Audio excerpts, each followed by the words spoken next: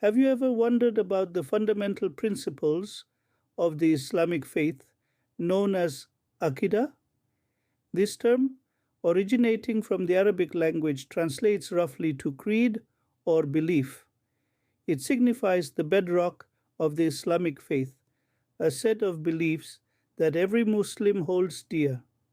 At the heart of Aqidah lie six key principles: belief in Allah, His angels, His books, His messengers, the Day of Judgment, and predestination.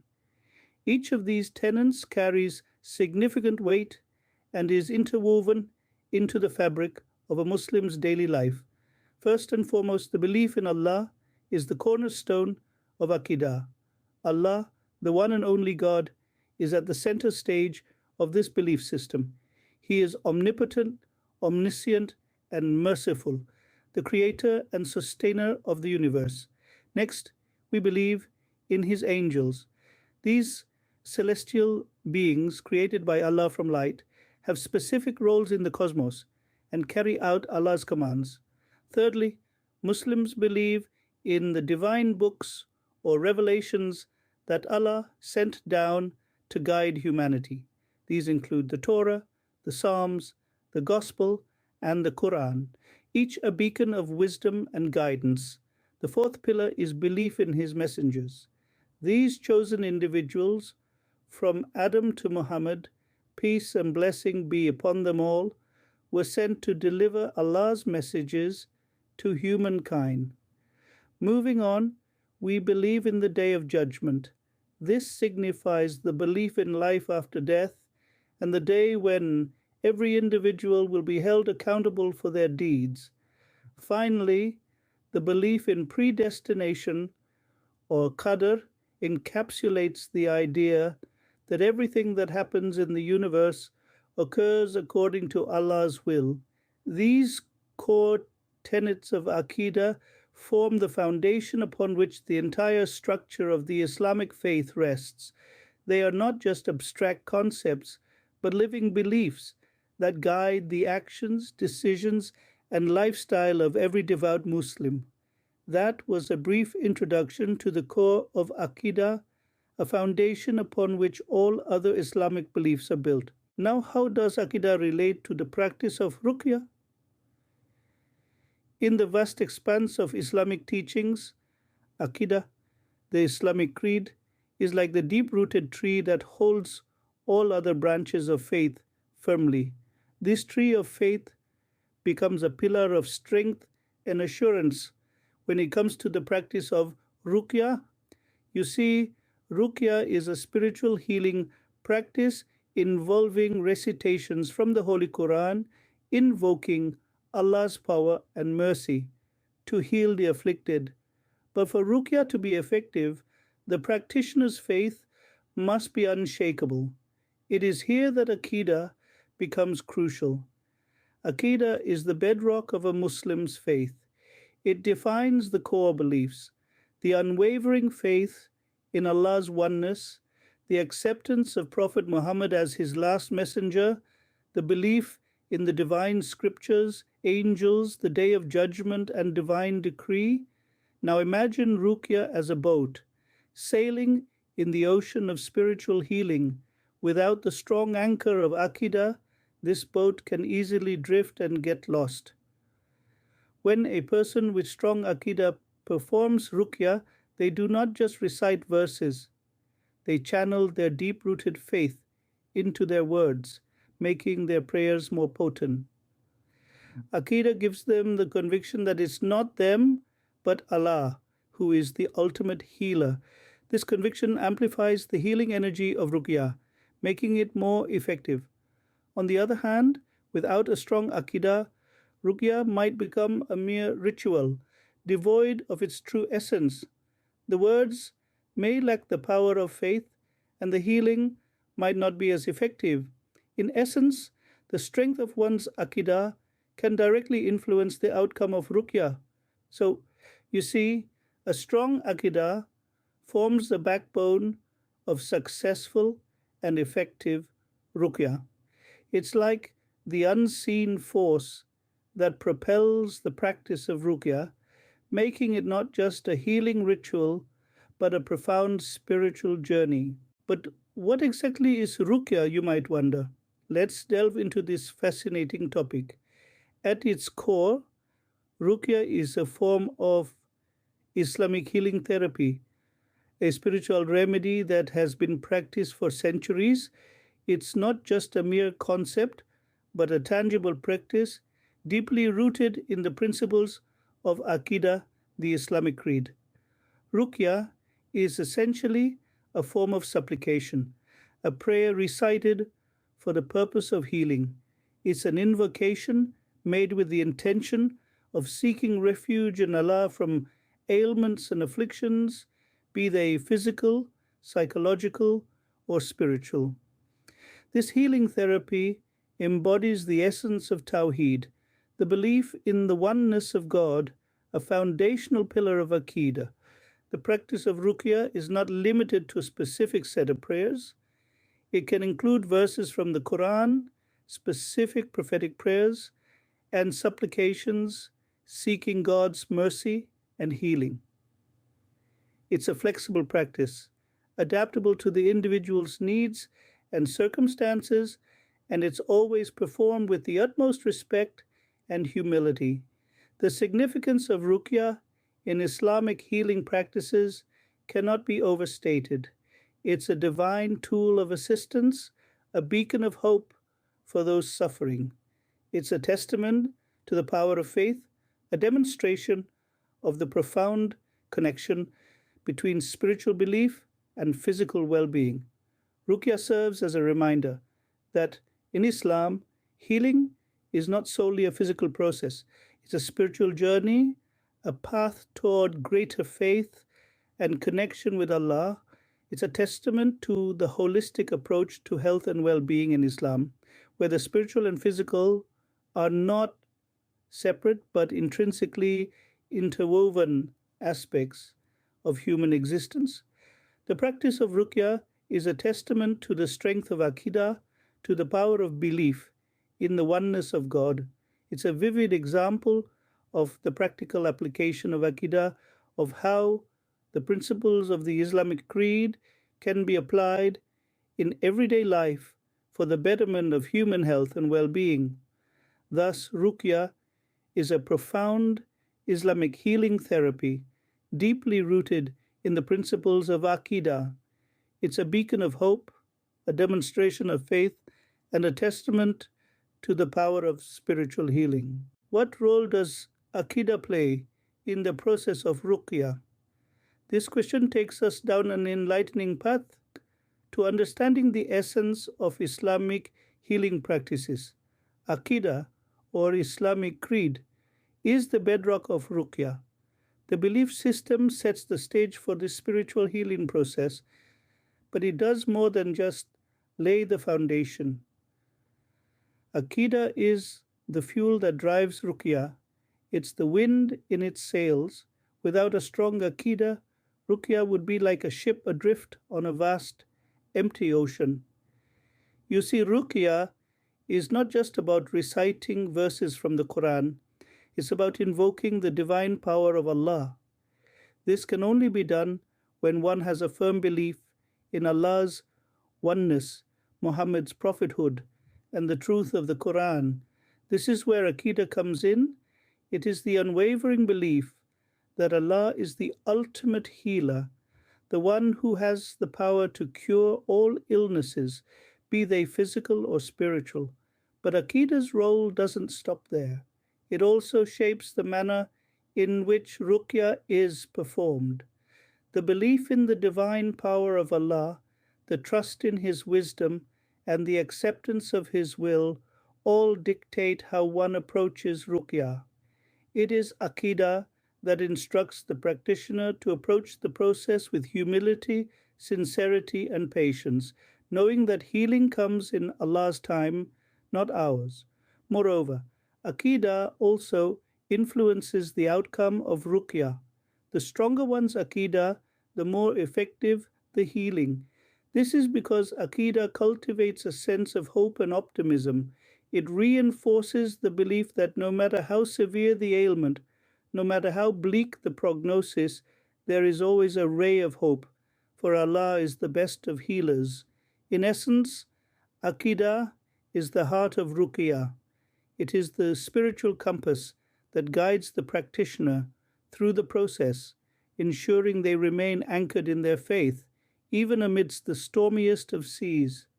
The role of Aqidah in Ruqyah is indispensable, providing the spiritual strength needed for healing.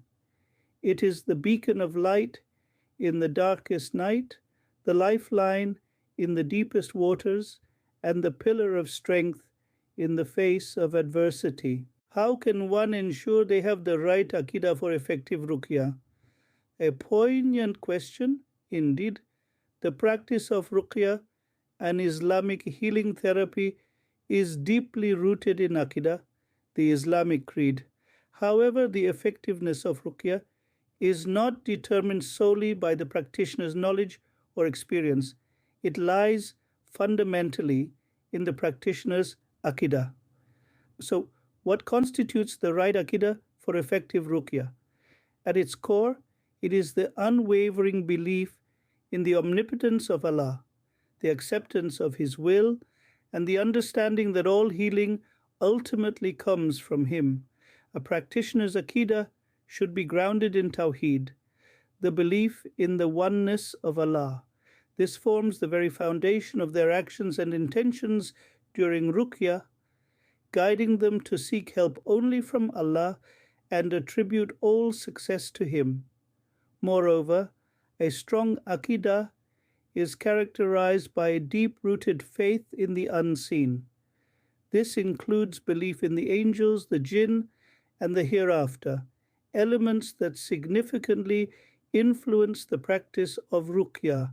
It's this faith that empowers the practitioner to confront the unseen with conviction and determination. Furthermore, the right Aqidah cultivates a sense of humility and patience in the face of trials. It instills the understanding that suffering and hardships are tests from Allah to be endured with patience and perseverance. In this context, Ruqyah becomes an act of worship, a demonstration of submission and reliance on Allah. In addition, the right Aqidah fosters a spirit of compassion and empathy. It compels the practitioner to approach the afflicted with kindness and understanding, mirroring Allah's mercy and compassion. Lastly, the right Aqidah encourages continuous learning and self-improvement. It motivates the practitioner to constantly refine their knowledge and understanding of the Quran and Sunnah, the primary sources for Ruqyah. By cultivating the right Aqidah, one can ensure the effectiveness of their Ruqyah.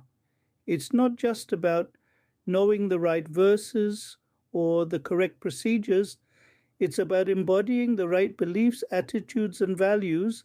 It's about being in the right state of heart and mind, aligned with Allah's teachings and will. Would you like to hear about some instances where strong Aqidah led to effective Ruqyah? Let's dive into a few examples that illustrate the power of strong Aqidah in facilitating successful Ruqyah.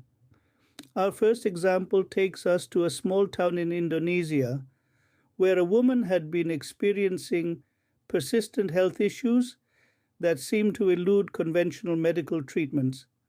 A local sheikh, known for his deep understanding and practice of Aqidah, was called upon to perform Ruqyah. His unwavering faith, combined with his expert application of Quranic verses, led to a remarkable turnaround in the woman's health. Moving on, we have an instance from South Africa where a man was struggling with a series of misfortunes.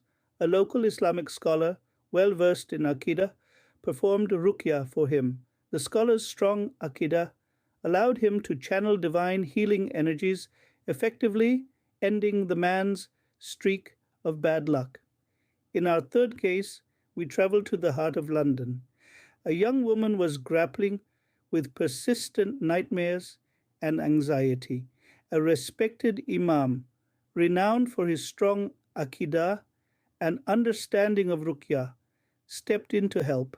He performed Ruqyah with such strong faith that the woman's nightmares ceased and her anxiety levels dropped significantly. Our final example takes us to a village in Pakistan. A child had been suffering from inexplicable fever and weakness. A local Molvi, deeply rooted in Aqidah, performed ruqyah for the child. His strong beliefs, coupled with the correct application of ruqyah, resulted in the child's full recovery. In each of these cases, the common thread is the role of strong Aqidah.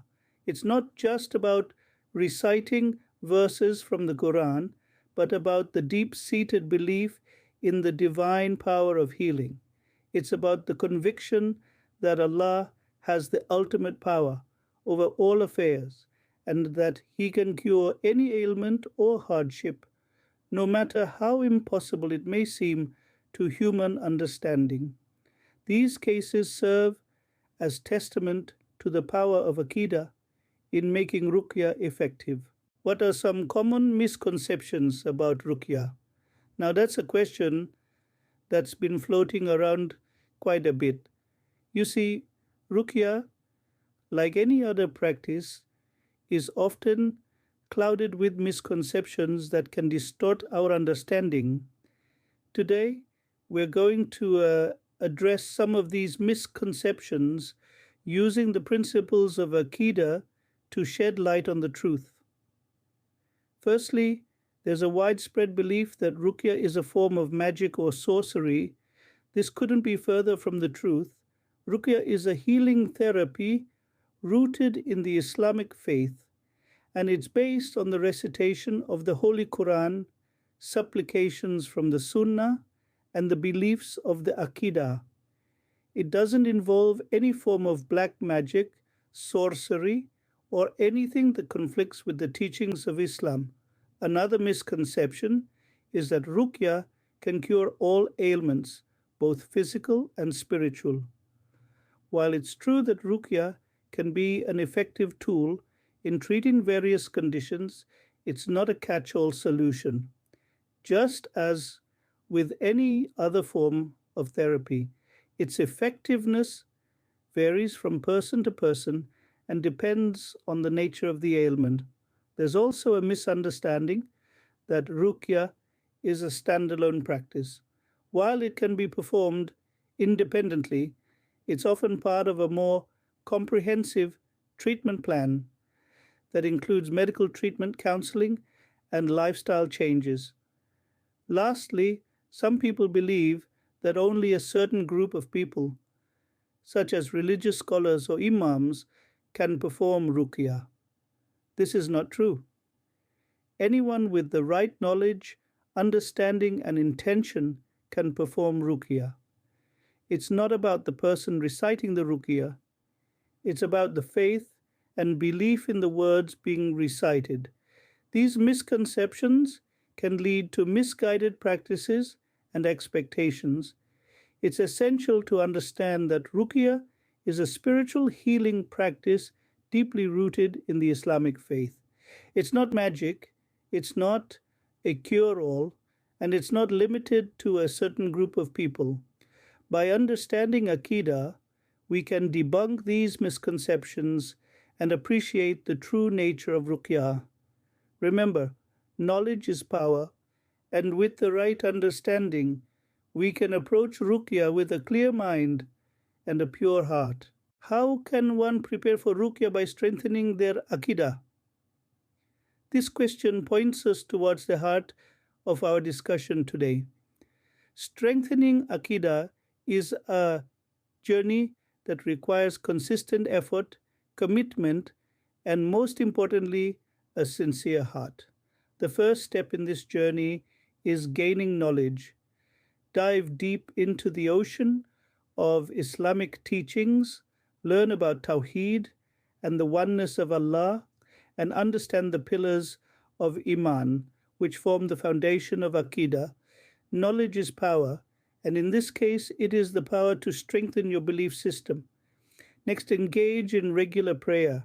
Salah, the, the 5 times daily prayer, is not just a ritual, it's a conversation with Allah, a time for spiritual reflection and connection. It's a time to reaffirm your faith, your Aqidah, make it count. And then there's dhikr, the remembrance of Allah.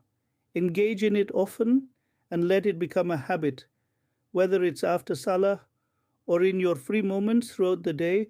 Remember Allah, glorify Him, thank Him, and seek His forgiveness.